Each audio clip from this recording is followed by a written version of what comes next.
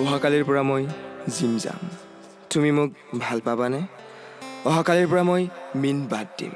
তুমি ভাল পাবানে মোক মই খাম ফ্লেক মিণ্টৰ সলনি প্ৰটিনযুক্ত তুমি বাছি দিয়া সিজোৱা কণী মই বাকলি তই কুহুম তুমি যে এইবাৰ ভাল পাবই লাগিব মোক